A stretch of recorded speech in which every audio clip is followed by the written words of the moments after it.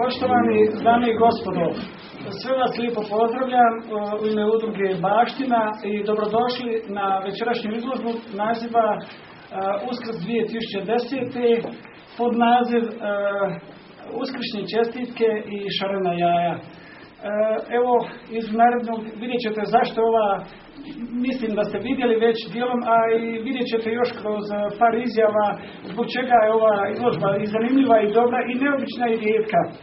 Pa evo, ovu izložbu smo zajedno, znači Zavičajna zbirka Baština, Zavičajni muzej Travnik, zajedno smo napravili postav, dogovorili se, organizirali i moram naglasiti da je na ovoj izložbi po najviše, to jeste gotovo najveći dio posla odradila kustosa Dragana Banjer iz Zavičajnog muzeja Travnik, koju moramo zahvaliti, i sam tehnički postav, odabir, tekstove, uređenje kataloga i doista i ove vitrine sa pisanicama, najviše posla.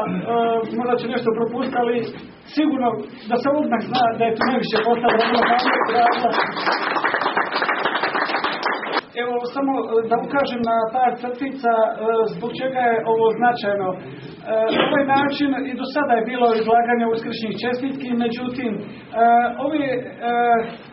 ove uskršnje čestitke su jedan presjek od 1900. do 2000. godine, znači cijelo 20. stoljeće, sabrane od nekoliko kolekcionara.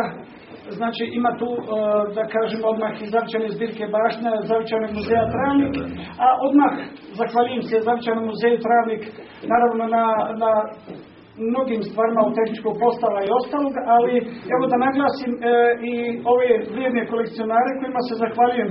Znači gospodin Dragan Mučibavić iz Bugojna, tu je gospodin Mučibavić, zatim gospodin Anto Pelić iz Travnika, gospođa Josefina Lukić iz Travnika, gospođa Biljana Savić iz Travnika i obitelj Jenko iz Travnika i obitelj Celer iz Travnika.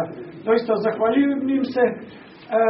A zašto kažem je neobično, jer evo, kako sam pročitao u katalogu sada u siječnju, je u Sarajevu otvorena izložba koju je direktor muzeja u Visokom Senad Hudović otvorio, i on kaže da je otvorio prvu u Bosni i Hercegovini izložbu uskršnjih, tada je uskršnjih i božjih čestitki. Ako je to tako, onda smo mi druga u Bosni i Hercegovini ovdje napravili, znači Zavičajna zbirka Baština i Zavičajni muzej Travnik, drugu izložbu u Bosni i Hercegovini. A ove pisance koje se nalaze u vitrinama, mislim da je to prvo u Bosni i Hercegovini, znači sve pisance su iz Zavičajnog muzeja Travnik i zanimljivo je da potječu sa prostora cijele Bosne i Hercegovine, iz Hrvatske, iz Dubrovnika, Đakova, Podravina, iz Vojvodine, a samo jedan mali dio ima što smo postavili iz Zavičajnog muzeja, ovi novi i Zavičajna zbirka Baština, to je jedan mali dio. Htio sam reći od njihova je isto neobičnost je što potječu od 1920. do 1940. okvirno govorim, i doista je to rijetkost, ne baš često da se tako muzejska kolekcija pisanica ili pa ovdašnjih šarenih jaja napravi jedna izložba. Pa mislim da je to prva u BiH takva profesionalnija.